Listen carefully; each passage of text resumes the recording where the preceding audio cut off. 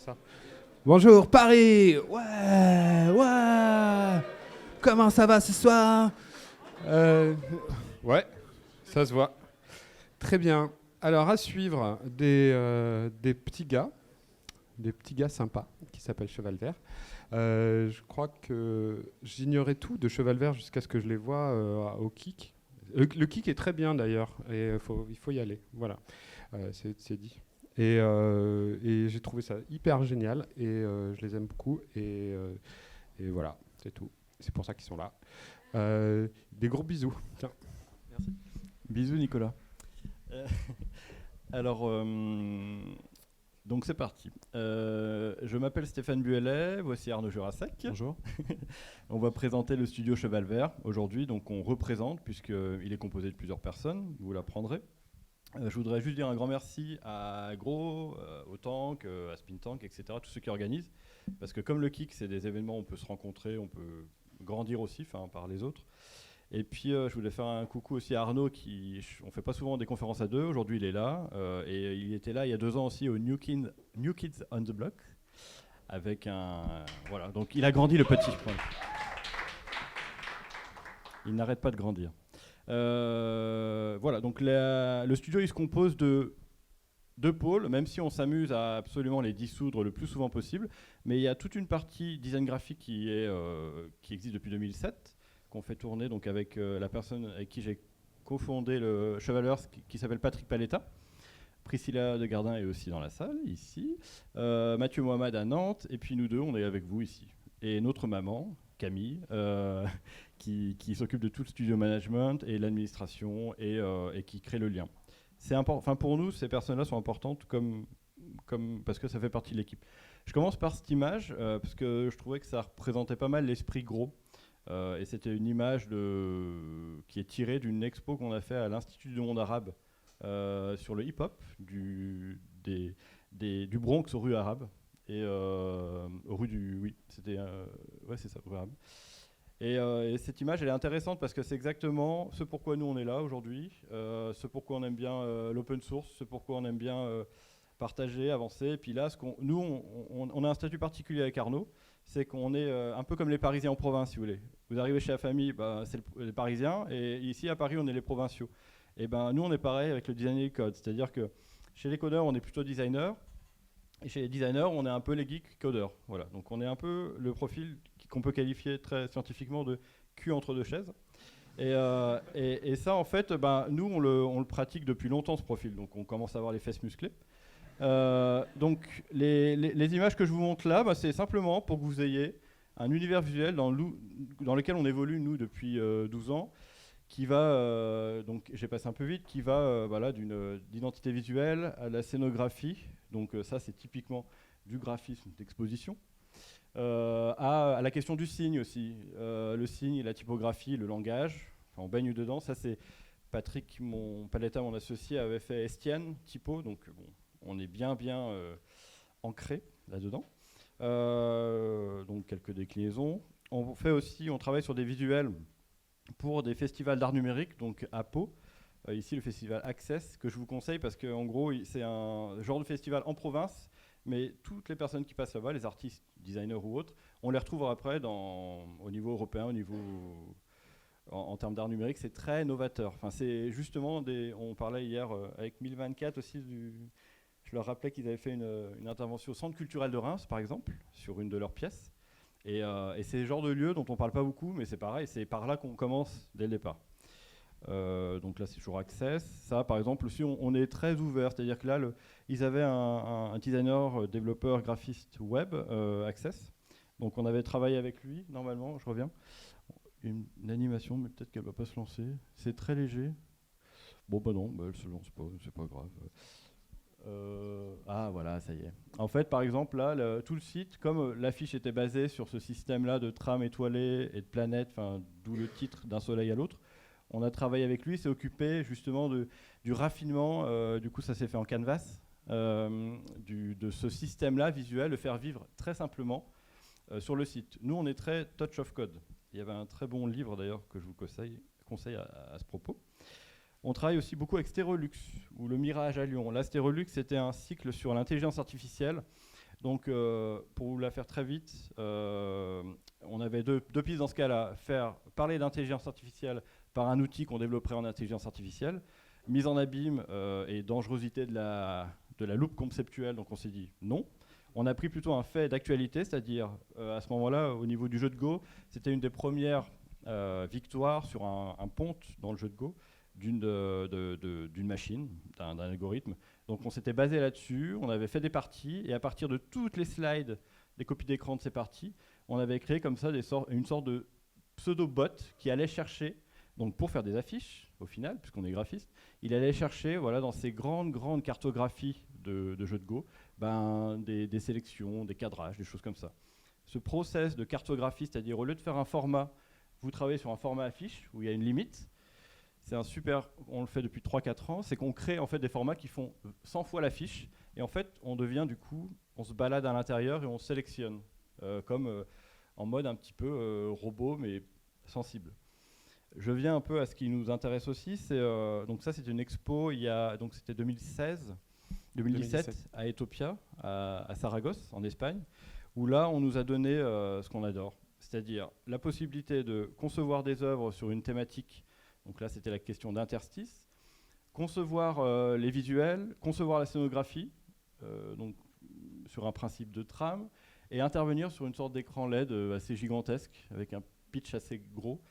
Voilà, donc ça, pour nous, c'est le Graal, puisqu'on intervient de façon globale, mais pas forcément comme on entend aussi, parce que c'est vendeur à 360. Nous, la globalité, elle nous intéresse parce que dans l'exigence qu'on a des choses bien faites. Voilà. Il y a un moment, voilà, le centrage qui est ici, la notion de grille, le choix typographique, la hauteur, la lisibilité, la lecture, ça c'est des choses qui nous font vibrer. On a pu faire ça aussi à Chaumont, au Centre national du design graphique. Et c'est pareil, en créant des pièces, dont certaines qui étaient déjà créées murmure. Donc voilà, donc ça c'était un résultat de workshop au milieu. Aussi pseudo-génératif avec des étudiants à la fois espagnols et d'Orléans, je crois. Je me trompe peut-être. Voilà. Et donc, j'en arrive au sujet du jour, la physicalité cachée. C'est-à-dire ce qui nous intéresse dans toute cette évolution-là. Nous, comment on est passé de graphiste, designer, donc plutôt dédié au visuel, à quelque chose en fait d'un peu plus hybride, mixé. Ça, c'est un super schéma que j'avais trouvé du Tangible Media Group, qui est très drôle. Donc nous, on part, quand on a démarré, quand on était étudiant, on était vraiment sur cette partie-là, c'est-à-dire on crée des interfaces utilisateurs tout à gauche, donc on était à la surface, puis ensuite, actuellement, et même ce qu'on fait, c'est-à-dire qu'on mixe un petit peu les deux avec des choses dans la matière, des choses solides, des capteurs, des choses comme ça, et du visuel. Et ce qui arrive, ou ce qui se développe, lui ce qu'il annonçait depuis déjà, je crois que ça date un peu le schéma, c'était l'aspect radical atome, c'est-à-dire que tout ce qu'on sait du digital, tout ce qu'a expliqué tout à l'heure par exemple monsieur Damien Seguin, c'est ça, je ne me trompe pas, sur cette partie-là, il y a justement, on peut le retrouver maintenant via les nanotechnologies, via des choses comme ça, dans le monde physique. Donc ça fait à la fois peur, ou pas, mais c'est intéressant. L'auteur, c'est Hiroshi Ishii du MIT Tangible Media Group. Et le concept, c'est donner une forme physique à une information numérique. Cette notion-là, elle nous intéresse depuis 2013, donc via des workshops où on fait développer à des étudiants à la fois ce qu'on appelle, nous, des fossiles de données, c'est-à-dire des photos figées dans la matière de données, et des animations sur écran.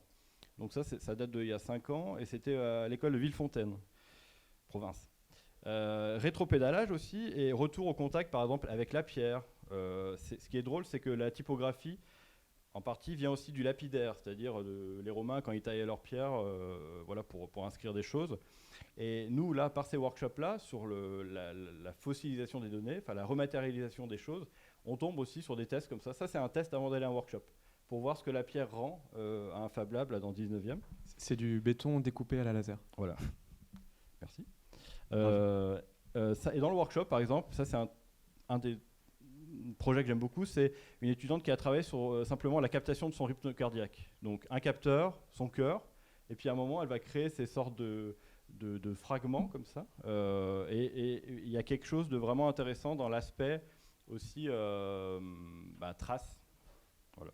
Nous, on développe aussi cette idée-là sur des installations, comme pour Mécané, où là, on a classiquement, voilà, on a un modèle, on a une narration, que je vais vous expliquer plus tard. On a un modèle physique qui a été créé sur le principe même de la numérisation, c'est-à-dire on découpe le réel en morceaux. C'est pas analogique, c'est découpé. Et on a une partie, donc on a recréé une sorte de mini lac là pour Leapmotion qui vient s'inscrire dedans, un lac noir. Et après, donc on a une interaction sur ce modèle-là, donc basée avec ce qu'on peut faire dans la contrainte du Leap, c'est-à-dire, en tout cas ce qu'on utilise nous comme parfois, là c'est une boîte noire pour nous typiquement. On la comprend, mais on l'utilise comme une boîte noire, ça nous convient. Et après, on a travaillé donc en détournant, c'est la première fois qu'on le faisait, un moteur de jeu qui s'appelle Unreal, pour justement créer cet aspect de Sex Machina, c'est-à-dire que quel pouvoir on a si notre main faisait 500 voire 1 km et qu'on pouvait comme ça modifier la couverture nuageuse, changer la hauteur de la brume, du brouillard, déclencher la pluie, etc. Voilà. J'en arrive sur cette idée aussi que c'est exactement ce que disait depuis ce matin, tout ce qu'on dit, c'est ça. C'est comment les outils qu'on utilise ou qu'on crée nous-mêmes, on les façonne, mais en même temps, comme disait tout à l'heure Damien, par exemple, voilà, j'ai un processus parfait pour faire des particules. Ce processus-là, il y a un moment, nous on se pose toujours la question, et je pense que tout le monde le fait, tiens, est-ce que là je ne veux pas faire le projet, j'ai mon processus particule tout prêt, ça me démange quand même de l'utiliser pour ce projet, ça pourrait aller beaucoup plus vite. Et donc là, on se dit, voilà, comment ces outils, donc je retourne, donc on s'est renseigné 3,4 millions d'années quand même, je pensais que c'était beaucoup plus récent, le silex.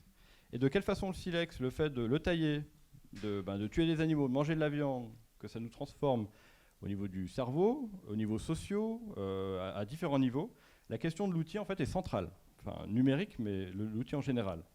Ça a évolué, donc vous retrouvez cette photo plus tard, jusqu'à aujourd'hui, où justement, voilà, on se demande parfois sur ce rapport à la technologie, si on n'est pas prisonnier en même temps de ce rapport-là, dans la métaphore, c'est-à-dire, ok, je suis devant un bureau, sur une chaise de bureau. Et à un moment, qu'est-ce que ça veut dire ? Ça, clairement, ça me fait beaucoup rire, moi. Enfin, c'est génial.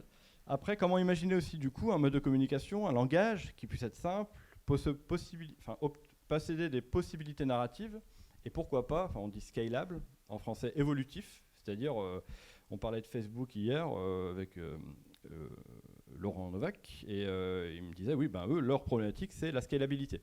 Dans tout ce qu'ils font, voilà, c'est cette problématique-là. Nous, c'est vrai qu'en tant que graphiste ou designer ou autre, on a beaucoup plus des problématiques de la façon dont on raconte des histoires, où on crée des systèmes. La première installation, je la passais très vite parce que j'avais déjà... vous trouvez plein de choses en ligne là-dessus. C'était une installation qu'on avait créée avec Julien Gachadoa, alias Tourox, Vega, voilà, qui est à Bordeaux et qui est un maître, un développeur, quelqu'un qui est ingénieur à la base, mais c'est pareil, qui a fait du graffiti avant, hop, hybridation. Donc avec lui, pardon, hashtag hybridation. Avec lui, ce qu'on a créé, c'est Murmure, donc c'est un système, donc pour ceux qui connaissent ou pas, il y a une transformation du son en lumière, dans une sorte d'accélérateur. La lumière est physique, l'onde d'une LED, et quand elle vient toucher le mur, elle se propage en ondes lumineuses, elles qui sont vidéoprojetées. Et donc voilà, grâce à une abstraction qui a bien été pensée au départ, ou une narration, on a pu faire les Victoires de la musique, un concert au Festival d'Édimbourg avec 2 pianos, et puis Murmure depuis 5 ans, enfin ça on touche du bois, c'est quelque chose qui tourne très très bien. Je compare souvent c'est un peu la chance du débutant, c'était notre première il y a 5 ans. Ensuite, ce qui nous intéresse depuis 2013, c'est ça. Bon, c'est un peu bateau, mais en même temps, voilà, ça c'est un peu moins bateau. Parce que ça rebondit sur ce que disait tout à l'heure aussi Variable, c'est-à-dire comment on peut penser les données autrement qu'en visualisation de camembert. Nous, c'est la métaphore du fossile, c'est-à-dire la trace laissée dans la matière. Il y a eu un workshop à Stéréolux là-dessus, et en fait, donc avec un article en ligne sur Strabic, qui est pas mal fait du tout, où là on voit donc l'idée c'était de récupérer, donc là de récupérer, voilà, comme Louis l'avait fait, Louis Éveillard, récupérer qui est là dans la salle, récupérer des choses au niveau de capteurs. On avait un shield de capteurs en Arduino, et avec ça les étudiants pouvaient faire vraiment capter en tout cas n'importe quel type de données. Ils pouvaient les écrire. Il y en a qui a récupéré par exemple des niveaux de marée dans une plage plus particulièrement, et qui a créé en fait un objet bois là-dessus pour le visualiser.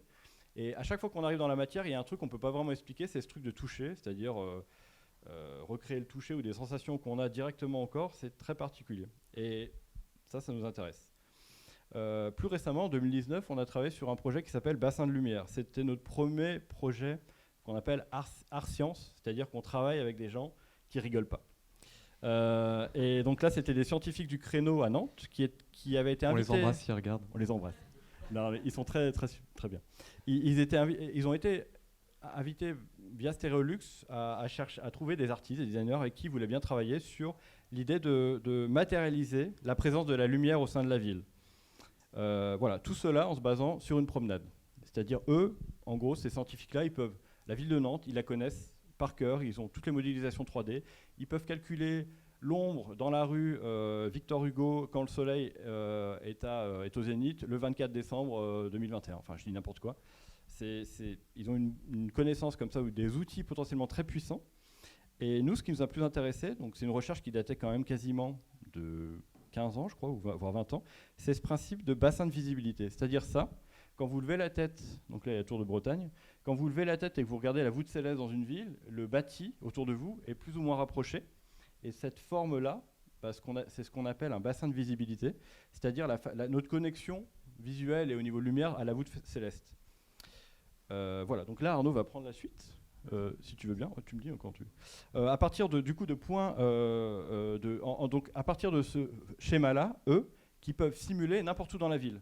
Ils peuvent avoir simulé un piéton qui se trouve voilà, dans telle rue, qui lève la tête. Du coup, en extraire ce modèle-là, en extraire justement un ensemble de cartographies, de données, de relations aussi aux ombres, etc. Et du coup, nous, ce qu'on a dû faire, c'est travailler à partir de ces données-là qu'on avait de différents points, 80 points dans une promenade. Voilà. Et donc c'est à ce moment que j'interviens en tant que designer. Nous, on arrive et ils nous fournissent un fichier. Donc c'est du SIG, c'est des formats de données géographiques, c'est des relevés topographiques. Et on se retrouve avec une espèce d'énorme fichier qui est vraiment très dur à comprendre, avec ces 80 points qui ressemblent donc à 80 formes comme ça, qu'on va devoir convertir donc dans un format que nous on peut lire, qui est le GeoJSON, c'est du JSON géographique, et à partir de là en faire quelque chose. Et nous, ce qu'on a mis en place, c'est ces espèces de kebab d'isovistes. Kebab de lumière. Kebab de lumière, où en fait... En fait, ces 80 points qui sont planaires, qui sont représentés sur une carte, on choisit de les empiler les uns sur les autres. Et donc pour faire ça, en fait, on récupère ce GeoJSON qu'on convertit d'une certaine façon en SVG. En fait, on récupère les différents polygones.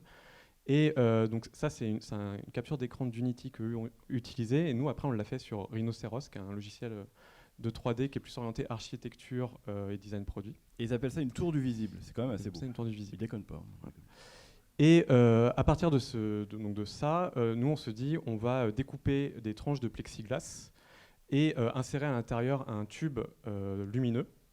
Donc ça ressemble à ça, l'idée, qui va nous permettre en fait d'éclairer strate par strate et se balader comme ça, non pas sur un plan, mais en hauteur. En gros, le concept qu'on a proposé, c'est vraiment cette idée de voyage immobile, un voyage spatio-temporel. Temporel, ça fait cool, mais là c'est vraiment bien, vraiment ça, c'est-à-dire qu'on se balade dans l'espace au travers de points, mais là verticalement, et là ce que explique Arnaud, c'est qu'on simule un angle de vue, donc plutôt d'humain, un certain nombre de degrés, ou alors un angle très très fin, ou alors un angle 360, etc. Donc dans la pratique, ça ressemble à ça. Donc ça, c'est une 3D de ce qu'on a imaginé.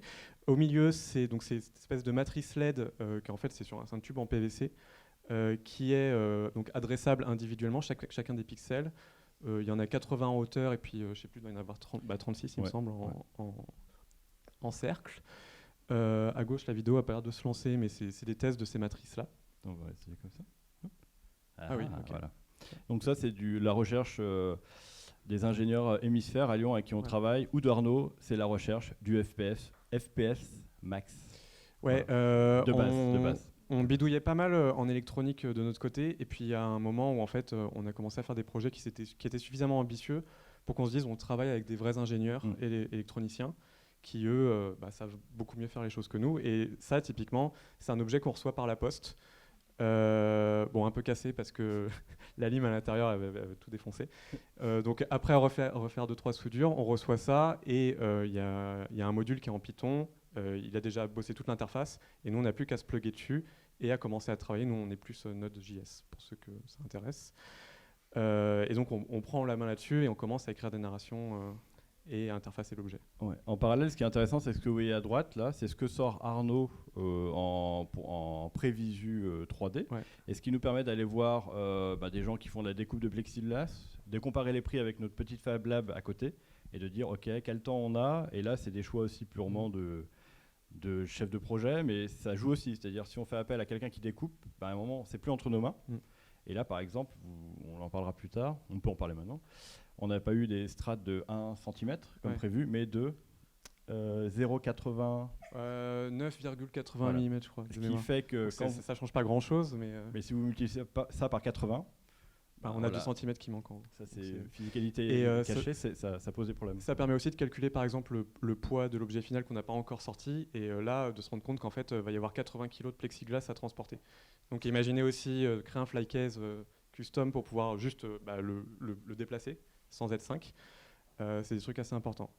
Et la phase de prototypage, donc on commence à... en fait, on a... Donc là, c'est les slides en plexiglas qui sortent de l'usinage. Et on les enfile comme des perles sur l'objet, sans se tromper de sens et sans les mettre en recto verso. Il y a une petite galère là-dessus, c'est un peu compliqué.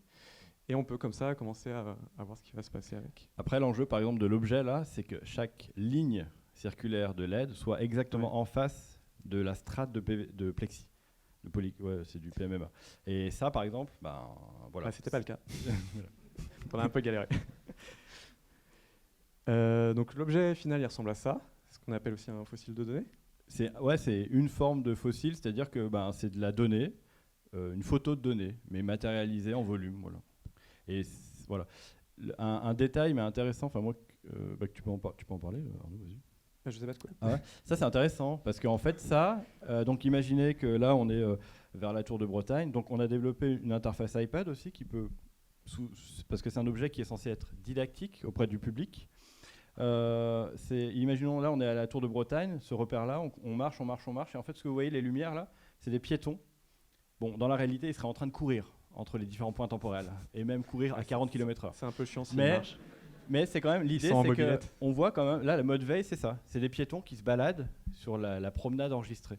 Et donc, même l'orientation des piétons, par exemple, Arnaud, on la passe en vidéo, mais Arnaud a fait des petits bonhommes comme ça qui ont un angle de vision qui se tourne. Et en fait, ça tourne aussi à 360, du coup. Parce qu'il y en a qui regardent à gauche, l'autre à droite. Donc, voilà. Et ça, le mode veille, nous, on aime bien, parce que c'est des modes, des fois, où on envoie un peu de magie. Du coup, l'idée, c'était d'avoir un objet qui d'abord fait appel, qui intrigue et qu'on a envie de voir, qu'on ne comprend pas forcément, et dans un second temps, s'approcher. Et effectivement, donc là, il y a un iPad en bas qui permet en fait de le contrôler avec une interface. Et c'est là où intervient vraiment le boulot de médiation pour les chercheurs du créneau.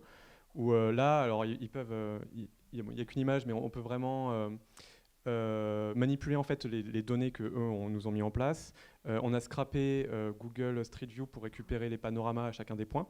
Donc les gens qui connaissent pas Nantes par exemple peuvent allumer une strate, et c'est quelque chose de très abstrait, c'est juste une tranche en plexiglas, mais ils peuvent aussi cliquer sur la vue qui correspond, regarder le ciel, et en fait cette vue-là est illuminée au bon endroit de la strate. Donc ils commencent à proposer quelque chose là-dessus, et on comprend la géométrie. Ouais, et en fait c'est cette synchronisation qui avait été intéressante dans Murmure, c'est-à-dire entre une lumière LED et une lumière projetée.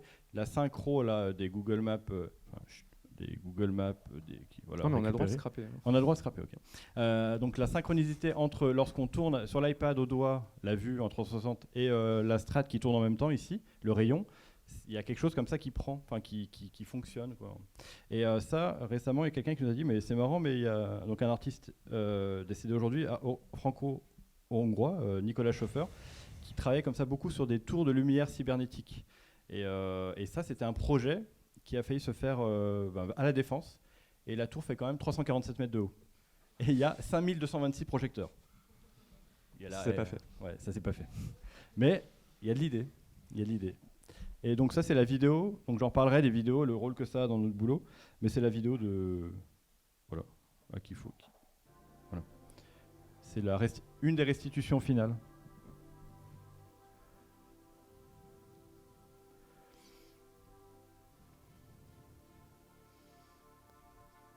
Ouais, juste une idée, ça vous pouvez la retrouver en ligne, mais l'idée qui a été intéressante avec le vidéaste avec qui on a travaillé, qui est dans les crédits, justement, c'est il a utilisé une sorte de patin à roulettes et il a tourné autour avec sa caméra, autour de l'objet.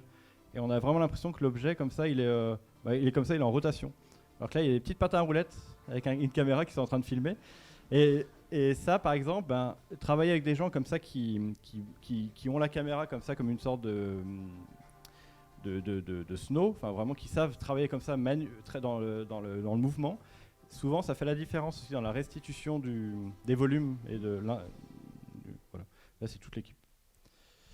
D'ailleurs, je salue Julia Pouillot, qui travaille maintenant en Espagne, qu'on embrasse, qui est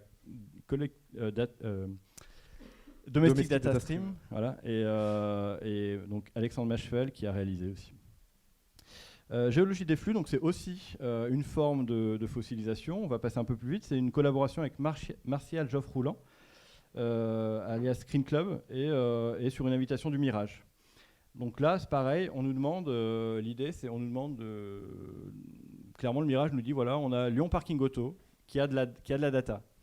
Ils ont de la data sur leur parking, voilà, et ils ont un lieu d'exposition. Souvent, ils font une collaboration avec le Centre d'art contemporain de Lyon ou autre. Et puis, il y a un artiste qui vient se mettre là. Donc, en gros, la salle, c'est une salle de paiement d'un parking, pour vous montrer le niveau d'accueil de la salle. Et donc, tout de suite, avec nos métaphores de fossiles, de machin, etc., on aime bien aussi tout ce qui est carto. Et là, on propose l'idée de géologie des flux. C'est-à-dire de comment, avec les données qu'on va récupérer de Lyon Parc Auto, LPA. Des entrées, des sorties. En fait, ils nous ont filé un gros tableur qui contenait toutes les données des voitures qui bipent leur carte pour rentrer dans le parking, des voitures qui sortent, si c'est des motos, des voitures, les gens qui rentrent, les gens qui sortent. Paiement par carte bleue ou par pièce, c'était énorme. Les abonnés. Ouais, on a tout. Sur un mois à peu près, donc nous on a... Voilà, d'abord, pour créer l'identité visuelle, par exemple ça, en fait c'est les premiers essais de Martial sur sur la détection de... J'ai perdu. Ouais, Open Pose. Open Pose, ouais. Et les particules qui créent autour, sur lesquelles on s'est appuyé. On a développé toute l'identité là-dessus. Ensuite, la scénographie aussi. C'est pareil, il fallait trouver un principe scénographique modulaire. Et donc, on a détourné ce que les paysagistes ici appellent des gabions. Et normalement, à l'intérieur, on a des pierres et on fait des murs avec. Et en fait, un gabion, c'est trop bien, ça se livre à plat. C'est pas très cher, ça se monte avec une pince. On crée des cubes du volume et dessus ils sont fixés au sol et dessus on peut mettre des écrans, on peut mettre un fossile, on peut mettre plein de choses. Et ça coûte pas très cher. Et ça coûte pas très cher. Enfin, c'est des modèles aussi intéressants. Et c'est très brut du coup dans un parking, ça cause. Évoquer les flux, donc là vous verrez, il y a une toute petite vidéo aussi. On a retravaillé sur un fossile donc lié à la fréquentation du parking. Et en fait, c'est pareil, on parle de pattern, tout à l'heure Damien en parlait, de ce qu'on peut parfois percevoir en 3D. En faisant un fossile, c'est encore plus le cas. Là, ici, on avait donc ça, c'est la fréquentation de plusieurs journées. Une strate égale une journée, de 0 à 24 heures. Donc ça monte. Ce qui a gravé dessus, on le voit mal là, mais c'est les sorties, la correspondance entrée-sortie. Et là, ce qui était intéressant, par exemple, le pattern, c'était le retour, donc le dimanche matin, samedi soir, dimanche matin, des gens qui partaient donc du parking, qui était le parking de l'hôtel de ville à Lyon, en gros qui revenaient de soirée et qui rentraient chez eux en voiture. Et donc on avait un pic comme ça sur le côté ici, qui était le seul un pattern émergent assez intéressant sur le côté comme ça. C'était très simple, mais voilà, c'était Et ces fossiles-là, du coup, on avait retravaillé l'idée de le rétro-éclairer, parce que ça crée quelque chose physiquement d'assez fort. Donc on a une toute petite vidéo qui explique un peu la géologie des flux, quoi. Donc c'est Céno, objet, data. C'est vraiment l'entrée du parking. Ouais, là c'est le parking. Donc on avait détourné les affiches. Au lieu d'avoir un truc d'immobilier, on avait mis l'identité.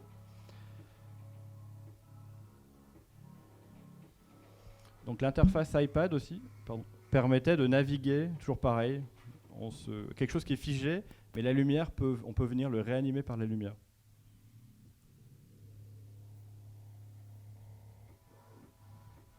Et donc Martial aussi avait développé, lui, sur les flux physiques, donc pas des données, un procédé de captation aussi basé sur le open pose et le repérage des gens qui passent comme ça, en créant des sortes de musées de silhouettes qui s'accumulaient au fur et à mesure du temps, pardon.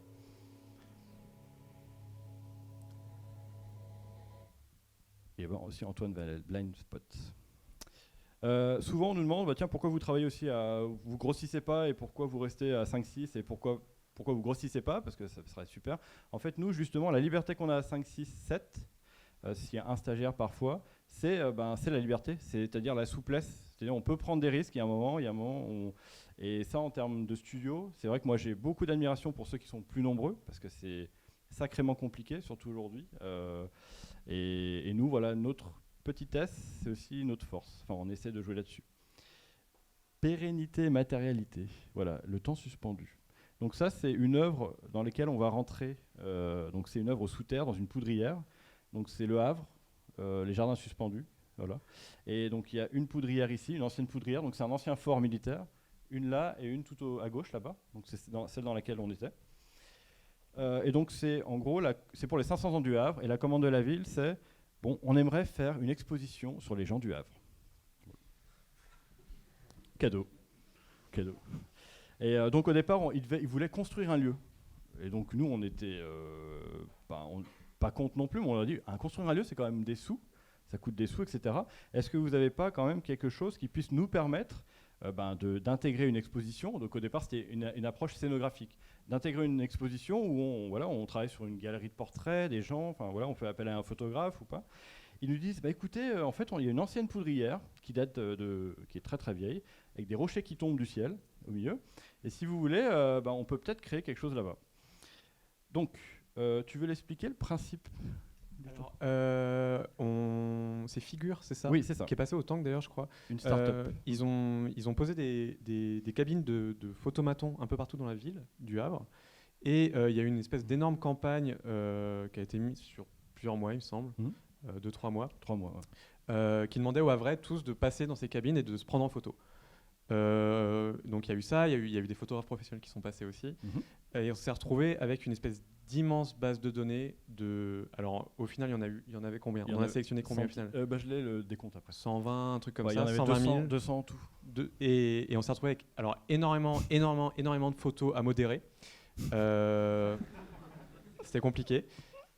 Qu'on a fait à la main. Voilà, donc on s'est fait un petit tools un peu comme le premier Facebook, swipe à gauche, swipe à droite selon les photos bien ou pas. On avait pensé aussi à appeler des amis plus costauds en intelligence artificielle pour essayer d'avoir Mais le temps qu'on avait, on a choisi le mode raccourci. Alors on a fait comme Facebook avec les Philippins, on l'a fait à la main. Voilà. Mechanical Turk. On a perdu 2-3 neurones au passage. Et donc à partir de ces photos-là, une fois qu'on les a sélectionnées, on extrait. Donc, alors c'est pareil, j'ai plus les chiffres en tête, mais voilà. Oui, c'est parfait. Donc 1089 portraits par panneau, ça va faire 99 par 99, pour 108 panneaux qui font 1 mètre chacun, pour un total de 117 612 portraits. Alors ça, on l'a pas fait à la main, on a fait des petits scripts sur processing à l'époque, pour envoyer directement en impression. Et cette poudrière, cette voûte.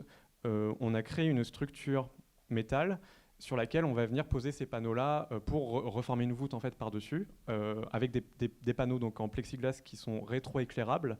Et ce qu'on voit en vert, en fait, c'est des segments de barres LED. Et j'avais pas vu les petits amis.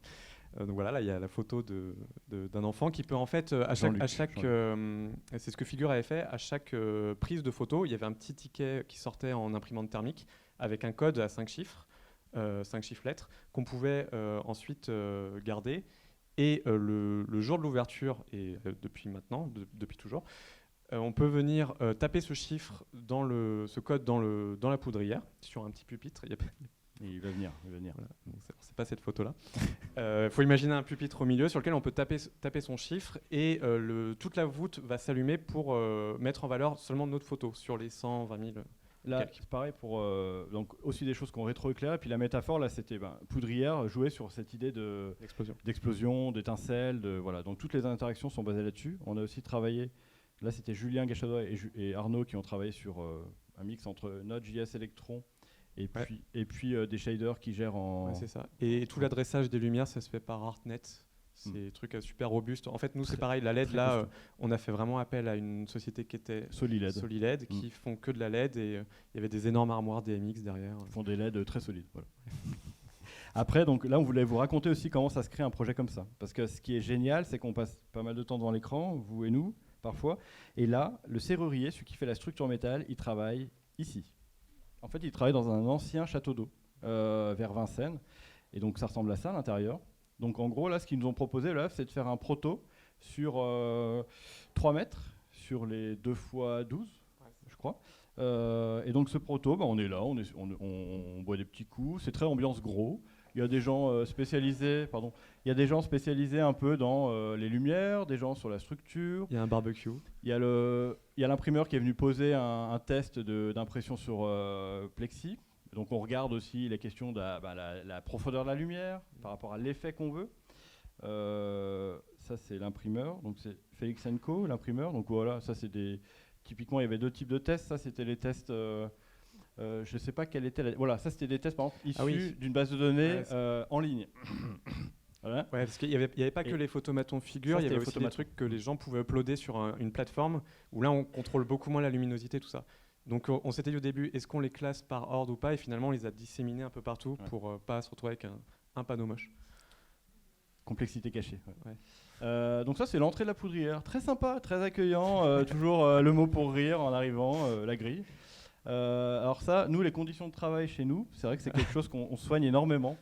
Donc ça c'est Arnaud, avec donc une position debout, sur un... Donc, mine de rien, ça c'est un coffret DMX, très intéressant à voir. Ça, c'est tout il y en a 2 comme ça. Et c'est ce qui pilote, en fait, avec ici le... On se branche, on se branche en RJ45 direct dessus, en port Ethernet. Et on a accès à absolument tout à l'intérieur. Et petite anecdote, la poudrière, il y avait 0 réseau et pas de Wi-Fi. Du coup, dès qu'on voulait choper une syntaxe ou un truc pour la ligne de commande, machin, il fallait sortir dehors, capter le réseau, poser sa question sur Google, Stack Overflow, prendre la réponse et re-rentrer dedans pour aller la taper sur l'ordi. C'était un peu... Merci à Stack. Donc ça c'est toujours pareil. En fait on teste tout le temps. L'idée je vais arriver après à ça, il faut qu'on se dépêche un peu. L'idée du prototypage en continu, je crois qu'il y a aussi il y a autre chose, l'intégration continue. Ouais. Nous c'est prototypage en continu, c'est-à-dire qu'on n'arrête pas de prototyper à chaque étape pour être sûr qu'on ne se trompe pas. Il y a aussi des belles images. Ça c'est justement, on a toutes les couches. La couche structurelle métal où sur 12 mètres on avait quand même, je crois que c'est 1 à 2 cm de souplesse, de jeu, ce qui est très très petit par rapport à ça. C'est l'avantage de travailler avec des professionnels, c'est que c'est de l'ordre du millimètre d'ailleurs. Ouais. Il y avait 10 mm, je crois. Et voilà, et puis, bref, c'est une image qu'on aime bien. Alors c'est très important, toujours avoir un chien dans une installation, ça amène du calme, ça pose. Voilà. Ça c'était le pupitre aussi, que Arnaud a designé, avec, c'est pareil, en respectant pas mal de règles. On avait aussi des LED au sol, donc ça, toujours pareil ici, avec les petits IP67 qui vont bien, qui évitent la condensation. Chose intéressante aussi, c'est entre ça et ça. Parce qu'en début de projet, quand on a un peu de budget, on fait travailler des copains à Lyon qui s'appellent Block D, qui font des 3D sublimes, appelez-les. Et en fait, ce qui est intéressant, c'est que la qualité de leur travail, c'est là. Vous voyez, par exemple, ce rapport-là entre la lumière et la présence de lumière, ou au sol, le choix du matériau. Franchement, à la fin, quand on avait ce rendu-là, c'était coup de chance, hein, mais c'était quand même sacrément... C'est du métier. C'était maîtrisé. Non, mais on était quand même sacrément là. Je vous invite aussi, il y a un clip il y a eu plusieurs clips de musique ou de rap qui ont été tournés dans la poudrière. Et ça, c'est l'exemple typique de mauvaise vidéo. faite au portable, sans focale, enfin bref, c'est dégueulasse. Mais ça montre bien, donc on s'avance comme ça vers le pupitre qui est au milieu de la salle. Il y a le mode veille qui est là. Il y a le choix du plexi noir ici qui fait que ça prolonge la salle de 12 mètres en une salle de 24 mètres en prolongement. Et donc toute l'architecture graphique mise en place. Et après, donc là, on montre comment voilà, on peut se balader comme si on touchait en fait la main sur la voûte. Donc là où on est, il y a la lumière qui représente notre doigt actuel dans la base. C'est un peu bizarre comme expression. Qui représente notre présence actuelle dans la base. Et ensuite, voilà, on peut taper le code. Et là, donc il y a le coup de... Voilà, comme ça. Ou ça aussi, ça c'est un mode qu'on a fait pour nous. C'est le mode tactile. C'est-à-dire que là, on touche, c'est comme si on avait un doigt géant au-dessus de la... Et donc, on voyage dans la base de données. Ce que vous voyez là en temps réel changer, c'est là où on se trouve, une photo prise à peu près à l'endroit où on se trouve au niveau de la présence. Tu veux rajouter quelque chose ? Non, on va finir l'introduction, on va commencer. Ouais. Allez, c'est parti. Alors là, c'est vraiment venir. Ce qu'on avait dit à Nicolas, nous, si on vient gros, vraiment, on veut rentrer dans le vif du sujet et un peu nous mettre à poil, enfin, s'auto-analyser. Donc ça, c'est typiquement le pas à pas que l'on utilise dans toutes nos installations. Donc la partie narration. Je vais aller très vite parce que c'est plus pour vous à titre informatif. Et c'est vrai qu'il y a eu déjà des super références données avant. Vera Molnar, des choses comme ça. Nous, là, ça va être process. Process, donc trouver une narration, c'est-à-dire avec un système qu'on met en place, une technologie, raconter quelque chose qui va souvent fonctionner en 3 temps. Je ne veux pas regarder, ça ne m'intéresse pas, j'ai peur du numérique. Ou je suis un enfant, je fonce dessus, je teste tout ce qui est possible de tester en 3 secondes. Et voilà. Et donc cette narration-là est très importante. Ça commence souvent, nous au début, par qu'est-ce qu'on peut faire avec le LIP. Donc là, c'est des photos c'est de l'infrarouge, le LIP. Donc des photos infrarouges de ce qu'on peut faire, les distances avec la main, etc. Là, typiquement, c'était des métaphores autour de la question de la météorologie, de la météo, de la géologie. Enfin, c'est des choses qui reviennent tout le temps. Et commencer à voir ce qu'on peut faire graphiquement. Donc ça, on joue au petit graphiste au sein d'un système sur ces notions-là. Là, on vous montre 2 installs en parallèle. Ça, c'est Stratum, qui a été exposé. Non, les deux, c'est Stratum, là. Oui, non, mais ouais. la suite, oui. c'est Rhythmus. Oui, on parle de 2 installs en même temps. D'habitude, on fait projet par projet. Là, on mélange tout. Donc là, on vous parle de tout ce qui était narration pour Stratum. Ensuite, pour Rhythmus, qui est une autre installation qui fonctionne sur un certain nombre de totems, dont 2 qui sont coupés, et où il y a un capteur de pouls. Du coup, la narration dans Rhythmus, c'est d'arriver, d'être au départ tout seul, comme un pauvret, comme ça, d'attendre, donc on voit son pouls seul. Voilà. Et puis à un moment, il y a quelqu'un qui arrive, qui met son pouls, et là, il y a la rencontre. Et donc, il y a toute une narration. Donc là, c'était un exemple du... première présentation de l'œuvre, mais proto-capteur, avec un petit anti-pluie plastique pas prévu la pluie du fait chez ma belle-mère. Voilà. Et ça, c'est la narration sur laquelle Julia, justement, aussi avait pas mal travaillé. C'est-à-dire, qu'est-ce que c'est une narration ? Donc, il y a un mode veille, il y a l'entrée d'un premier utilisateur, ensuite, deuxième utilisateur. Tiens, donc là, métaphore de la relation. Approche, rencontre, résonance et dénouement. Et en fait, peu importe le pouls capté, donc c'est le vrai pouls qui est capté. Donc il y a des variables sur la rythmique, sur des choses comme ça, c'est ténu. Par contre... Oui, non, alors, je veux juste rajouter un truc, c'est que ça, c'est quelque chose, c'est quelque chose qu'on fait beaucoup au sein du studio. On a parlé beaucoup de temps réel aujourd'hui, on travaille toujours en temps réel. C'est pas des animations qui sont préenregistrées, précalculées. Tout est interactif par rapport au pouls. Et en fait, nous, on va travailler par chapitre, par séquence, comme disait Damien tout à l'heure. Et c'est ces séquences qu'on va venir enchaîner de certaines façons, et généralement, c'est paramétré. Et ça nous sert de portée pour à la fois le son, l'interaction, le visuel, etc. C'est un document commun. Et souvent, là, ce que vous voyez en bas, c'est voilà, ici, ça c'est intéressant. C'est dans le son, il y avait un climax où ça montait, et hop, on lâche à la fin, et on revient en mode veille ou en mode, s'ils sont toujours là les deux, parce qu'ils s'aiment bien. Voilà. Ensuite, rechercher d'une unité minimale dans n'importe quel projet. Donc ça, c'est Julia. Dans notre portal projet, il y a 2 choses à chercher, c'est-à-dire quel élément unique, l'ADN de mon projet, si je peux réduire, par exemple, si je veux faire mon projet, mais j'ai 100 €, j'ai 1000 €, j'ai 10 000 €, j'ai 100 000 €. Je peux toujours rêver. Et donc cette recherche de l'unité de base, là, nous, c'était donc ce module-là, donc 4 éléments, une boîte où il y a un H-node à l'intérieur. Si je ne me trompe pas, tu me dis... Oui, c'est encore nos amis lyonnais, ingénieurs électroniciens. Là, pour le coup, Ils nous ont fabriqué des boîtes étanches qui contiennent toute l'électronique qu'il faut dedans. On a juste à se brancher en RJ45. Et en fait, une boîte, on peut brancher 4, donc c'est des strips LED, hein, on peut brancher 4 totems lumineux dessus. Et on peut brancher autant de boîtes qu'on veut en réseau les unes aux autres. Donc c'est scalable. Et s'il y en a une qui lâche, les autres continuent de tourner aussi. Ça, c'est intéressant. Donc voilà, donc après on a notre unité. Et quand on la multiplie, justement, spatialement, ça crée des choses. Là, on a pas mal de choses aussi à apprendre de 2024, parce que c'est vraiment leur spécialité. C'est-à-dire qu'un module dupliqué ou autre, il y a un moment, ça crée un espace. Et cet espace aussi, il est à 360. Là, typiquement, Stratum avait plutôt une vision pas à 360, on va dire à 180 degrés, puisque derrière, on le voit dans la vidéo, à un moment, on ne voit pas les LED. Les LED étaient dans des U. C'est assez frontal. Plutôt frontal. Ensuite, la question du simulateur. Donc souvent, pour n'importe lequel, donc le premier c'était Murmure, Julien avait développé c'est assez hallucinant parce qu'il a vraiment beaucoup évolué. Il a développé en Open Frameworks, C++, un module qui nous permet de caler, une fois que la LED est au mur, de la caler exactement où on veut, pour que le soft le sache.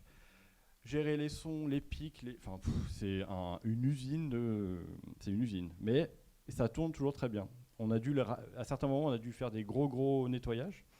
Autre type de simulateur, Arnaud, là c'est le premier test. Qu'est-ce que ça fait? Comment on peut signifier une présence? Donc ça c'est un sketch processing. C'est ça. Ça c'est processing parce qu'à l'époque c'était ce qui était le plus rapide pour nous. Il y avait une librairie Leapmotion qui marchait très bien. Et ça c'est un truc qui est fait en une journée, une demi-journée, juste pour vérifier que l'idée qu'on a, elle peut fonctionner et ça ressemble à quelque chose, quoi.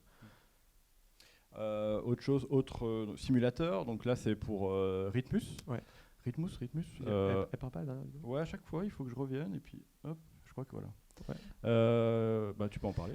Oui, donc le simulateur précédent, celui qu'on vous montrait, c'était plus donc, ce qu'on appelle du proof of concept, c'est vérifier que ça fonctionne et on peut poursuivre. Mais après, ces simulateurs, ils nous servent aussi à autre chose. C'est qu'on a un petit studio à Paris et que les installs qu'on fait prennent parfois beaucoup de place et que ça fait quand même assez mal aux yeux de coder longtemps sur la vraie structure. Et du coup, on met en place des outils qui en fait, donc là c'est pareil, c'est du processing, c'est l'install qui est simulé en 3D et qui se comporte exactement comme va se comporter la vraie install physique. Et donc on a l'électronique du capteur et tout ça, et on choisit au moment d'instancier, donc c'est un serveur node qui fait tout tourner.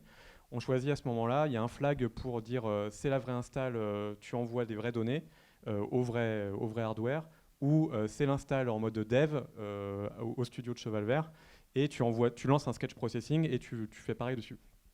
Et ça nous permet déjà de tester les tableaux de narration qu'on met en place, de vérifier que la captation elle fonctionne, parce que les capteurs qu'on a utilisés, c'est des tout petits trucs qui sont vendus par Adafruit qui coûtent 15 € et qui ont vraiment leurs limites du coup, mais qui sont aussi super intéressants, qu'on a pu hacker et faire plein de trucs avec ça. Je ne vais pas rentrer dans les détails, on n'a pas trop le temps.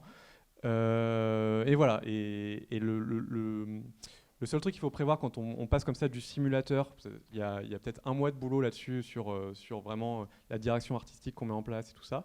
Le passage au réel, il y a généralement des petits ajustements à faire par rapport à la couleur et ce genre de choses. Prototype, donc là typiquement c'est pour Stratum, c'est les premiers tests. Donc là c'est dans le studio. Donc quand les LED sont à fond, il y a aussi du son un petit peu, très léger qu'on met en fond pour c'était pour l'ambiance. Et donc là, on voit, ce qui est bien, c'est qu'on se dit, au moins, si on n'a que 100 € pour faire l'install, c'est pas super. Voilà. Par contre, il y a tous les univers là. Finalement, on a branché, après on teste aussi les modes de fonctionnement, les choses comme ça. C'est les modes Lorez, quoi. À ce moment-là aussi, on peut commencer à régler la température de couleur de la LED, parce que le blanc de la LED, attention, danger, ça peut être de toutes les couleurs. Surtout avec les LED chinoises qu'on utilise. Puis après, avec Arnaud, on dit allez, c'est parti. On va à Lyon, dans une usine d'extrusion de panneaux, de tubes. Et donc là, je vous la remontre au début. Donc là, c'est l'histoire de Rhythmus, du début à la fin. Donc je vais vous la remontrer. Donc jusqu'aux caisses, au design des caisses, à la narration, et puis au petit award en haut à gauche qui fait plaisir. Voilà, mais le début, c'est ça. Ça, c'est intéressant. En fait, on pouvait dans l'usine à Lyon gérer nous-mêmes, donc avec des tests tout à fait scientifiques, gérer nous-mêmes la diffusion de la lumière par rapport à la quantité de granules qu'on pouvait mettre dedans. Pour ceux que ça intéresse, pour faire ces tubes-là qui sont extrudés par voie sur des centaines de mètres, au départ ils sortent tout gondolés, puis petit à petit en fait ils se lissent. Bref, c'est des trucs qui sont fondus, c'est des petites granulés de plastique et en fait le chef de chaîne en met de plus en plus jusqu'à ce qu'on ait exactement la couleur qu'on veut. Donc pour faire les 30 tubes qu'on a, il y a je ne sais plus combien de centaines de mètres qui sont partis Oui. en recyclage. Ouais, il y a une partie qui se recycle quand même. On s'est renseigné, pas beaucoup, mais Non, il y en a une partie. Ouais. Bon, après, c'est aussi des choses auxquelles on pense en ce moment pas mal, cette question-là. Teaser, donc ça, vous en avez déjà vu. Ça, c'est pas les vidéos, par exemple, finales des installations, mais vous voyez, superbe tapis rouge. Donc c'est à Complexe Capharnaüm à Lyon, c'est un lieu qu'on nous prête. Et donc là, on peut tester en mode proto encore l'installation, les différents univers, etc. Et là, typiquement, dans la chronologie du projet, c'était 2 mois après le début du développement du premier croquis, on va dire. Et c'était la première fois qu'on pouvait faire des tests et du live coding en vrai sur la structure. Donc, d'où l'importance des simulateurs aussi en amont. Et c'est vrai que pour celui qui est vraiment dedans, là, typiquement sur celle-ci, en niveau code, c'était Arnaud, c'est très fatigant ces moments-là. C'est-à-dire qu'il ne faut pas arriver avec tout à faire. Il faut vraiment arriver avec quelques variables à changer ou autres, mais il faut vraiment qu'il y ait du boulot avant. Vous l'avez vu ce matin avec le live coding, là on est quand même dans une logique de production après et la qualité du code pendant un live coding n'est pas forcément le même. Donc il faut obligatoirement repasser derrière pour recliner et être sûr que tout fonctionnera correctement. Ça, c'en a un autre, c'est sur Rhythmus, c'est cette question du pouls.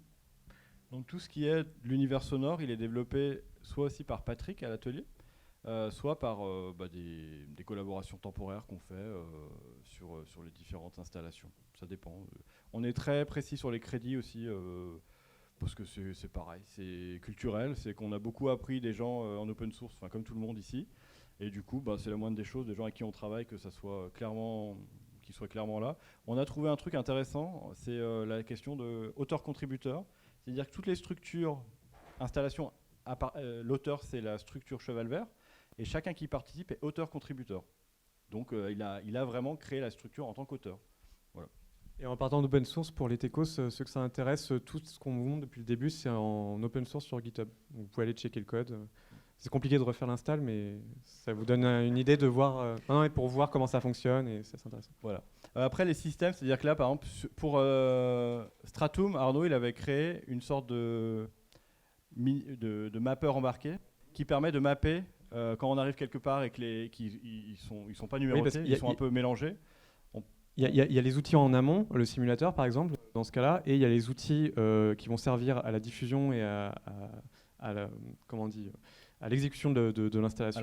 À la production. Ouais. Et ça, typiquement, quand on reçoit les 90 totems dans une caisse et qu'on les branche tous, après, il faut qu'il y ait une phase de mapping pour que le programme soit capable de savoir quel totem est à quel endroit. Donc ça, c'est des interfaces qu'on met en place pour les régisseurs sur place. Tout à fait. Là, je veux passer la vidéo, parce qu'elle est en ligne. Il nous reste 10 minutes, c'est pas mal. Donc nous, finalement, ce qu'on a fait, ce qu'on vous raconte là, c'est qu'on est passé, on est un studio de design graphique au départ, et plus ça va, plus on passe aussi vers ce qu'on appelle, nous, design de système.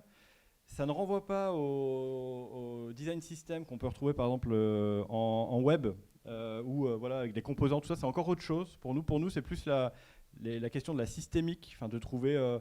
je parlais d'unité élémentaire, et puis après, donc c'est beaucoup plus organique dans notre cerveau, beaucoup plus comme ça. Et quoi qu'il en soit, on passe du coup du graphisme à autre chose, à l'objet, parfois à l'espace, avec nos qualités de compétences de graphiste augmentées de collaboration. Mais à un moment, on s'est dit, est-ce qu'on ne pourrait pas quand même, toujours dans cette idée de métisser les choses dans le studio, c'est-à-dire que les graphistes ne font pas que du graphiste, nous qui font plus du site web, des installations ou autres, on ne fasse pas que ça. Est-ce qu'on ne peut pas enrichir notre pratique du design graphique par nos connaissances en design de système ? Bien sûr que si. Alors que nous voilà. Donc ça, on est en 2017 ? Oui, je crois.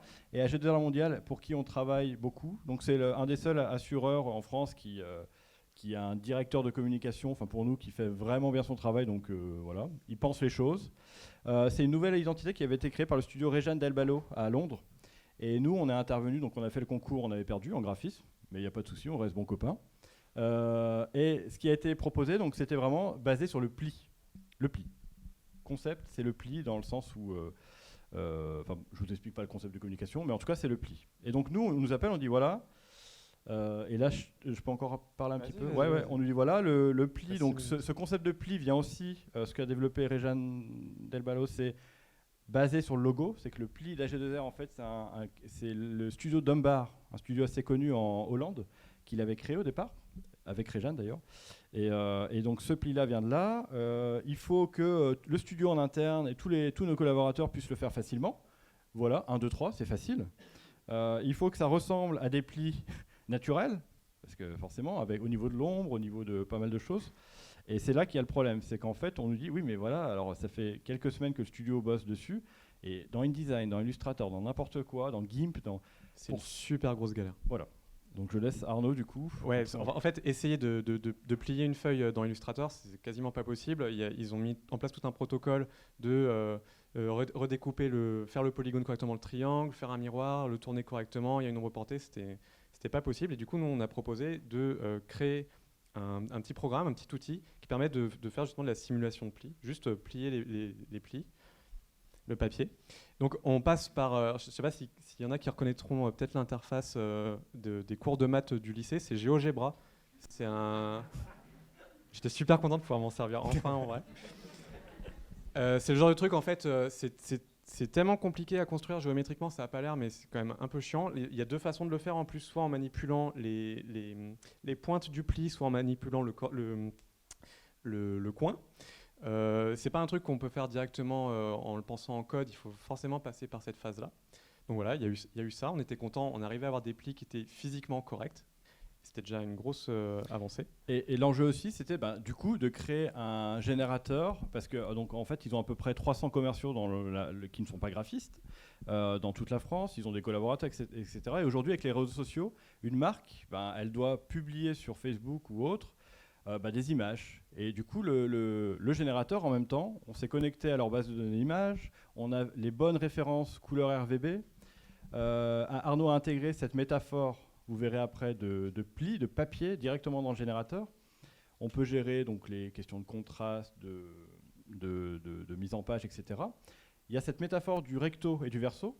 Et du coup, quand on prend le pli, le recto verso qui est derrière apparaît. Donc ça marche aussi avec la couleur, ça marche aussi avec des photos. Donc c'est en canvas. Ouais. Et après, donc, tout ce qui est pour nous important, c'est-à-dire réglage typographique, hiérarchie, changement des logos, etc., c'est dedans. Je coupe la vidéo parce qu'il faut qu'on avance. Mais en ligne, ça, alors, c'était assez ouvert jusqu'à un certain moment. Et là, ils nous ont demandé de le mettre sur un serveur privé, justement. Mais avec en tout cas, une restriction d'IP. Il y a un GitHub. Après, à nous de voir, en termes d'open source, si ça, on peut le alors ça, mettre. pour le coup, le GitHub est privé actuellement. Ouais, mais typiquement, on se pose la question. Parce que, en fait, c'est tellement custom par rapport à une métaphore du papier, par rapport à une marque, etc. Comme disait Laurent hier, si Facebook mettait ses... personne ne va refaire Facebook parce qu'il a les codes de Facebook. Là, c'est un peu pareil. Ouais. Personne ne va refaire un générateur exactement comme ça, avec cette métaphore-là, puisqu'en fait, nous, on s'en sert plus. On s'en a servi une fois avec une métaphore et un projet. C'est juste que là, c'est l'IT d'un gros groupe et ils n'aiment pas trop GitHub Pages, des trucs comme ça. Donc, on est obligé de passer par un serveur share avec des restrictions d'IP. Machin. Voilà. Ensuite, on avait cette question de... Il nous reste encore quelques temps. Voilà. Donc ça, c'est la Fédération française de paysage. et en fait, donc ça, c'était le site avant. Voilà, il y avait un problème. Il y avait un problème. Où on ne sait pas, mais il y avait un problème. Donc autant le logo. Encore, tu l'as agrandi. Normalement, il fait 600 pixels de large. Oui, pardon. Donc en fait, pour aller très très vite, on a développé. Le gros problème sur ce site-là ou sur toute leur identité, c'était dès qu'ils montraient de l'image, il fallait mettre des droits d'un paysagiste. Et puis, qu'est-ce que c'est un paysage? Si vous mettez une montagne, etc. sur le site, pour les gens, ça devient ça le paysage. Alors que le paysage, pour la fédération, c'est beaucoup plus conceptuel, abstrait, ouvert, etc. Donc on a créé un générateur aussi, dont Arnaud va vous parler. Oui, alors autant à G2R, l'identité était déjà faite et nous, on a amené nos compétences en design system comme ça pour juste faciliter la métaphore et le boulot des communicants. Autant sur ce projet, le creative coding, on va dire, il est vraiment parti dès le début, main dans la main avec un graphiste, et on a mis en place comme ça un système, donc c'est de la génération procédurale de paysages, avec une vraie, vraiment beaucoup de soins apportés au graphisme, au symbole et à la couleur. Mathieu, que je salue, nous a fait 108 palettes de couleurs, tellement il était précis. Et donc, on crée quelque chose comme ça, on travaille côte à côte. Et il y a ce graphiste qui code pas beaucoup, ce codeur qui fait pas beaucoup de graphisme, et le mélange des deux créer une identité en fait où vraiment Quand il dit ce codeur, chaque c'est lui. paysage. Oui, pardon. Ouais. Ce paysage est jamais le même, jamais identique. Oui, c'est ça. Et quand même, il y a des notions de plan, de strat, de texture, de ce qui se passe aussi en dessous, au niveau géologique, qu'on révèle aussi. Donc après, on décline, on fait notre travail de graphiste. Hop, pardon, je suis perdu. Voilà. On décline en fait sur différents... on décline toute l'identité basée à partir de ce système-là génératif. Et donc là, on est en train de travailler sur le site. Et après, voilà, ça change un petit peu du site qu'ils avaient avant. Grand patrimoine, donc c'est le dernier projet dont on veut vous parler, mais aussi un de ceux où la partie Creative Code, d'une façon un peu, elle est intéressante, elle est particulière. Donc juste pour remettre l'enjeu, le Grand patrimoine de l'art atlantique, donc, qui dépend des monuments nationaux, voilà, donc nous demande on gagne un concours pour une charte graphique qui est basée, donc ils ont à peu près une dizaine de lieux à communiquer sur une même identité pour de la cohérence, etc. Et donc après, il y a une identité qui commence à être construite en se disant tiens, on peut associer certains pictogrammes à des lieux en s'appuyant sur leur architecture. On a un principe typo, on a des couleurs, on a des images. Et en fait, ce qui est intéressant, c'est que à force de travailler avec des graphistes et de leur parler de code et que nous parlent de graphisme, il y a des échanges qui commencent à se créer. Et là, typiquement, en fait, ils ont vraiment créé une identité qui est systémique avec un certain nombre de couleurs, un certain nombre d'objets visuels, donc des symboles, des typos très précises, des images. Et derrière, il y a une grille, il y a un système qui est mis en place, cette espèce de logique de panneaux verticaux qui peuvent être subdivisés en hauteur. Et comme ça, qu'on va venir composer dans une chronologie, une frise qui est presque infinie. Et après, on revient cropper dedans pour récupérer des morceaux. Alors là, il n'y a pas la typo. Et ça, typiquement, donc c'est ce que Priscilla a composé, a mis en page. C'est fait par un être humain, un graphiste. Il y a sa sensibilité, il y a un truc. Et nous, derrière, on nous dit « Ah, ça serait bien que ça soit génératif. Quand tu cliques sur un bouton, ça en génère un nouveau. » Ouais, trop cool. C'est super dur. On a passé, donc le projet a duré 1 mois pour la partie code, on va dire, la partie génération. Les 2 premières semaines, ça a été juste d'essayer de trouver un ensemble de règles qui font que ça marche. C'est impossible.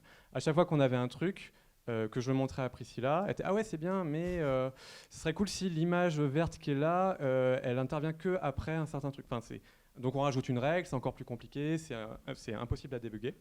Et en fait, on se pose la question de qu'est-ce qui marche dans notre vocabulaire technique qu'on connaît, qui permet comme ça de générer une infinité de trucs qui formellement fonctionnent toujours.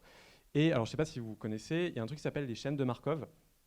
Ça permet alors je vais vous l'expliquer très simplement, c'est quelque chose qui permet de générer du texte. C'est de la proc-gène de base, ça permet de faire des petits générateurs de texte, c'est très drôle. Le principe, c'est qu'on lui donne un corpus, donc là il y a 3 phrases, I like turtles, I like rabbits, I don't like snails. Et en fait, alors c'est pas vraiment un algorithme, c'est plus une structure. Le principe du Markov, c'est qu'il va prendre chacun des mots et le placer en rapport avec les autres. Donc là, typiquement, dans cette phrase-là, I, like, I, don't, don't, il a moins de chances de sortir après un I que like. Donc, si je pars de I, je vais avoir 66% de chances de sortir un like après et que 33% de chances de sortir un don't. Et en fait, on va comme ça composer, analyser en fait les probabilités de sortie de mots. C'est exactement ce que fait votre téléphone, votre clavier pour prédire le mot suivant. Donc voilà, ça ressemble à ça. Et là, on peut créer des phrases qui n'existaient pas avant, que l'ordinateur ne connaît pas. Par exemple, I don't like rabbits, I like turtles, I like snails. C'est des phrases qui n'existaient pas. Donc on perd le sens, mais formellement, c'est toujours quelque chose qui fonctionne. Et du coup, ça permet de créer de nouvelles phrases. Ça, c'est important. C'est que le sens n'a pas la forme de la phrase a de l'importance, mais pas le sens. Et pour nous, pour la partie graphique, c'est intéressant. Par exemple, on peut faire un générateur de tweets de Donald Trump en récupérant, donc le corpus, c'est l'intégralité des tweets de Donald Trump, et on les met dans une chaîne de Markov. Il va pouvoir comme ça nous générer des phrases qui reprend la syntaxe de Trump, parce que c'est toujours les mêmes types de mots qui sortent après tel ou tel mot. Il récupère les thèmes, parce qu'il n'invente pas des nouveaux mots. Et on peut comme ça créer des phrases alors, qui sont des fois qui veulent absolument rien dire, mais alors il y a de la majuscule, il y a des points d'exclamation. Si on fait pas trop gaffe, si on ne fait pas trop gaffe au sens, c'est des tweets de Donald Trump. Et on s'est dit, pourquoi on ne pourrait pas utiliser ça pour revenir à notre système? Il y a déjà des panneaux. Si on se dit que chaque panneau, c'est un mot, et que Priscilla, au lieu de composer des panneaux, elle écrit des phrases, on peut peut-être ces phrases-là les mettre dans un générateur vraiment tout simple, c'est des librairies qui sont archi basiques, et générer comme ça des panneaux qui formellement fonctionnent toujours parfaitement, parce qu'on n'a pas à se taper les règles de grammaire, de syntaxe et tout ça de la langue, juste on copie, on fait ce qui ressemble à quelque chose qu'on connaît déjà. Et donc c'est exactement ce qu'on a fait, on a récupéré ces panneaux, et moi j'ai proposé à Priscilla que chacun des panneaux, on se crée notre petit vocabulaire. Donc c'est un peu cryptique comme ça, mais en fait c'est un panneau de taille M, il n'est pas très large, donc médium, c'est de la couleur, et on le scinde avec 2 symboles. Le suivant, c'est un panneau moyen qui contient une image. Le suivant, c'est un panneau moyen qui contient de la couleur et un symbole. Et etc. Comme ça, on crée notre truc. Alors ça, c'est moi qui fais ce boulot-là. Priscilla, du coup, elle a juste, elle, à me redonner en fait ces panneaux-là, que moi, je vais traduire en termes de mots. Je reviens là. En fait, Priscilla, elle joue le rôle de celle qui dit que ça marche. Ouais, exactement. Donc, purement subjectif. Et moi, au lieu de me retrouver avec 100, 200 lignes de conditions pour que telle couleur sorte pas après telle couleur, que telle taille sorte pas après machin, que l'image soit au bon endroit et tout ça, je me retrouve avec juste, donc ça c'est mon échantillon, c'est la traduction en termes de code et de texte du panneau de Priscilla. Et donc c'est des principes où en fait plus le corpus est riche, plus il va nous sortir des nouveaux panneaux qui sont riches aussi et qui fonctionnent bien. Donc là, je vous en montre un, mais en fait, l'idée, c'est qu'on en ait 10, 15, 20, 100, 200, 300, peu importe. Et donc, à partir de ce système-là, on pose une interface dessus, comme pour LM tout à l'heure, parce que ça va être utilisé par des graphistes en province. Oui. On les embrasse. Et donc voilà, on se retrouve donc avec en fait, le système fonctionne toujours avec ce système de Markov. On va vous faire une petite démo, ça sera plus simple. On peut sélectionner les lieux qui vont correspondre en fait à des symboles, les couleurs qui ont été déterminées par le système graphique, et la composition des panneaux. Donc après, il y a de l'export. La composition des panneaux, elle est générée grâce à ces chaînes de Markov. Donc une démo là, il faut cliquer dessus. Hop. Wow. Attends, je peux centrer la fenêtre. Donc voilà, bon, je vous montre juste à quoi ça ressemble. Je fais Nicolas. Donc je veux composer un panneau pour l'abbaye de Blanche-Couronne. Donc je clique dessus, ça va me charger tous les symboles de Blanche-Couronne et du domaine de la Garenne-le-Mot, parce que voilà, je sais pas, c'est un événement commun. Voilà, c'est un événement commun. Je vais sélectionner les couleurs de ma palette. Bon, désolé Priscilla si je choisis pas des très belles couleurs. Hein, on va faire ça, voilà. Donc là, en fait, les couleurs, elles sont hors du système parce que c'est assez simple de déterminer un ordre de couleurs qui n'est pas... c'est de l'aléatoire, mais sans prendre la dernière, en gros. Bon, l'iconographie, j'ai pas de photos sur mon ordinateur. On peut, comme ça, charger des fichiers. On va prendre Cheval Vert, par exemple, qui va charger dedans. Et bon, après, il y a des options. On est en cours de développer ça. Et donc voilà, on peut générer comme ça des panneaux, choisir un format d'export, par exemple le A4, et venir cropper dedans pour récupérer quelque chose qui a été composé, qui a été créé comme ça par le code et par l'ordinateur, mais basé sur ce que Priscilla avait en tête à la base en tout cas. Et voilà, et donc ça c'est ce que le graphiste verra, et moi ce que j'utilise en fait c'est ça derrière, c'est juste cette chaîne de caractères qui a été générée comme n'importe quel texte, comme un tweet de Donald Trump, et derrière retranscrit en forme géométrique. Et voilà, et donc après on peut exporter. Donc après tu as la partie générative avec l'espace, la barre espace. Oui, je n'ai pas montré ça, que effectivement, donc si j'enlève le crop, après on a une petite baguette magique, parce qu'effectivement des fois la composition ne nous plaira pas parce qu'on ne peut pas mettre telle ou telle information, et on a toujours une petite baguette magique qui permet comme ça de venir générer un ensemble de panneaux qui fonctionne toujours. Voilà. Hop. Et après, voilà, c'est parti. Enfin, en fait, notre travail de graphiste, c'est-à-dire qu'on développe toute l'identité, où les graphistes, eux, ramènent là, ce générateur-là doit générer des fonds, des rythmes, à partir d'images et de contextuels à des événements. Mais après, le graphiste, lui, il garde la main sur toute la composition typo. Parce que ça lui laisse, c'est beaucoup plus malin et pour le coup intéressant de faire comme ça. Ça, c'est assez important. Effectivement, il y a un moment où on se pose la question de est-ce que ces outils doivent tout faire ? Est-ce qu'ils doivent exporter ? Est-ce qu'ils doivent gérer les profils colorimétriques pour être envoyés en print ? Est-ce qu'ils doivent composer la typographie avec des beaux drapeaux et tout ça ? Et de plus en plus, en tout cas, c'est ce qu'on a fait sur celui-là, on se dit que on va se servir du générateur et de l'outil pour ce qu'il est. Donc, il a une grosse puissance computationnelle. On s'en sert pour générer comme ça des paysages à l'infini, enfin des compositions à l'infini. Et derrière, il y a le graphiste qui revient et qui va ramener sa sensibilité pour composer la typo, recropper les images, mettre des bons formats, etc. Ensuite, par rapport à ces générateurs là qu'on fait depuis 1 an et demi, à peu près 2 ans, le next step, c'est un truc qu'on a appelé Tools. Donc il y a beaucoup de jeux de mots avec Tools, c'est très drôle. Et l'idée, c'est justement ces générateurs-là. Donc il y a deux phases. On se dit, tiens, super, on monte une startup avec un outil un peu global qui fait tout, les plis, les trucs, les machins, les nanans. Ou on se dit, bah non, en fait, ce qu'on propose là, c'est plus un état d'esprit, une façon de faire, et qu'en fait, notre spécialité de graphisme, notre expertise, en fait, c'est celle qui compte. Et du coup, l'idée, c'est de plus proposer là, on va faire même pas un sous-domaine, un vrai site où on va présenter ces projets-là qui sont faits dans l'esprit Tools, qui est un esprit. Et après, l'idée, c'est qu'on puisse aller un peu plus loin. C'est-à-dire, vous avez vu l'anime, qu'on puisse aller un peu plus loin et proposer, en fait, au lieu de dire, voilà, on crée un truc et c'est lourd, il y a une start-up, il y a tout ça, en fait, ça devient un peu manifeste et puis on se dit, tiens, pourquoi pas, le studio peut proposer, il y a une corde à son arc sur cette partie tools, c'est-à-dire, qui est plus un esprit d'ailleurs, qui pourrait être repris, etc. Voilà, on a fini. Merci.